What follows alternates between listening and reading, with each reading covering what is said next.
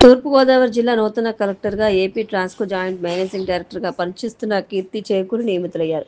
ప్రస్తుత collector P ప్రశాంతిని బదిలీ చేశారు. పి ప్రశాంతి విధి నిర్వహణలో కఠినంగా వ్యవహరించి ఇసుక మాఫియాను కట్టడి చేశారు. దీంతో ప్రశాంతిని బదిలీ చేయాలని జిల్లాలోని ప్రజాప్రతినిధులపై గతంలోనే ఒత్తిళ్లు పెరిగాయి. ఈ నేపథ్యంలో 3 ఏళ్లు కూడా పనిచేయకుండానే ఆమె బదిలీ కావడం గమనార్హం. జిల్లాలో పనిచేసిన కాలంలో ప్రశాంతి మంచి అధికారిగా పేరు తెచ్చుకున్నారు. కొత్తగా నియమితులైన కీర్తి ఐఐటి చదువుతూనే 2015 సివిల్లో 14వ ర్యాంక్ సాధించారు. 2016 ఐఏఎస్ ట్రైనింగ్ చిత్తూరు జిల్లాలో పూర్తి చేసుకున్నారు. మదనపల్లి సబ్ కలెక్టర్గా తొలి పోస్టింగ్ పొందారు.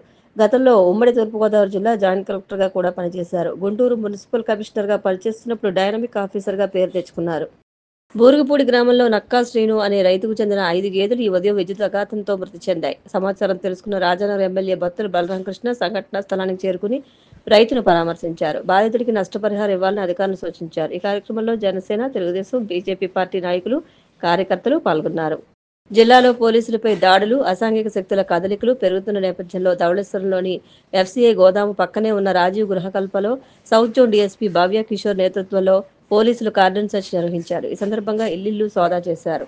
ఈ కాలనీలో నివసిస్తున్న ప్రతి ఒక్కరిని క్షుణ్ణంగా తనిఖీ చేసి వాళ్ళ ఆధార్ కార్డులను తనిఖీ చేశారు. ఎలాంటి రికార్డ్స్ లేని 13 మోటార్ వాహనాలను స్వాధీనం చేసుకున్నారు. ఈ కార్యక్రమంలో ధవళేశ్వరం పోలీస్ స్టేషన్ సిబ్బంది, శక్తి టీం సిబ్బంది, స్పెషల్ పార్టీ పోలీసులు పాల్గొన్నారు. అలాగే జిల్లా వ్యాప్తంగా 28 బృందాలతో గస్తీ, తనిఖీలు కొనసాగిస్తున్నారు. జిల్లా వ్యాప్తంగా గత రాత్రి 462 వాహనాలను తనిఖీ చేసి రికార్డులు సరిగా లేని వాహనాలపై 42 కేసులు నమోదు చేశారు. మద్యం సేవించి వాహనాలు నడిపిన వారిపై 9 కేసులు నమోదు చేశారు. బహిరంగంగా మద్యం సేవిస్తున్న వారిపై 140 కేసులు నమోదు చేశామని జిల్లా ఎస్పీ డి నరసింహకిషోర్ తెలిపారు. స్వర్ణాంధ్ర విజన్ 2047లో 92% పనితీరుతో తూర్పుగోదావరి జిల్లా రాష్ట్రంలో నెంబర్ 1 స్థానాన్ని సాధించింది. జిల్లా కలెక్టర్ పి ప్రశాంతి మార్గదర్శకం, దిశానిర్దేశంతోనే ఈ ఘనత సాధ్యమైందని జిల్లా వైద్య ఆరోగ్య అధికారి కె వెంకటేశ్వరరావు తెలిపారు. జిల్లాలో పిల్లలకు పూర్తి టీకాలు అందించడం, శిశు మరణాల రేటు తగ్గుదల, నవజాత శిశు మరణాల రేటు తగ్గింపు, 5 ఏళ్లలోపు పిల్లల మరణాల రేటు తగ్గింపు, మాతృ మరణాల రేటు తగ్గుదల, గర్భిణీ స్త్రీలలో రక్తహీనత నివారణ, జాతీయ నాణ్యత హామీ ప్రమాణాల సౌకర్యాల కల్పన, ఎన్సీడీ ఫాలోఅప్, క్షయరోగం విజయవంతమైన చికిత్స రేటు, డెంగ్యూ కేసుల మరణాల నిష్పత్తి తగ్గింపు వంటి కీలక పనితీరు సూచికల్లో జిల్లా A+ రేటింగ్ సాధించిందన్నారు. భారత 15వ ఉపరాష్ట్రపతిగా సిపి రాధాకృష్ణన్ ఈ రోజు ఉదయం ప్రమాణ స్వీకారం చేశారు. రాష్ట్రపతి భవన్లో రాష్ట్రపతి ద్రౌపది ముర్ము ఆయనతో ప్రమాణం చేయించారు. ఈ కార్యక్రమంలో ప్రధాని Modi, Amit Shah, Rajnath Singh, Nitin Gadkari, AP CM Chandrababu Naidu, deputy CM Pawan Kalyan తదితరులు పాల్గొన్నారు.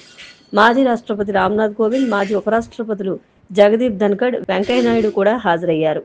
విజయవాడ పాత రాజరాజేశ్వరిపేటలో పెరుగుతున్న డయేరియా కేసులు ప్రజలను ఆందోళనకు గురిచేస్తున్నాయి. ఈ రోజు ఉదయానికి 100కు పైగా కేసులు నమోదు అవడం గమనార్హం. డయేరియా కేసుల పెరుగుదలతో అధికార యంత్రాంగం అప్రమత్తమై ఇప్పటికే పైప్లైన్ ద్వారా నీటి సరఫరా నిలిపివేసింది. ఇంటింటి సర్వే నిర్వహిస్తున్నారు. జ్వరపీడితులు, వాంతులు, విరోచనాలతో ఎవరైనా బాధపడుతున్నారా అనే సమాచారాన్ని సేకరించే పనిలో అధికార గణం పనిచేస్తుంది.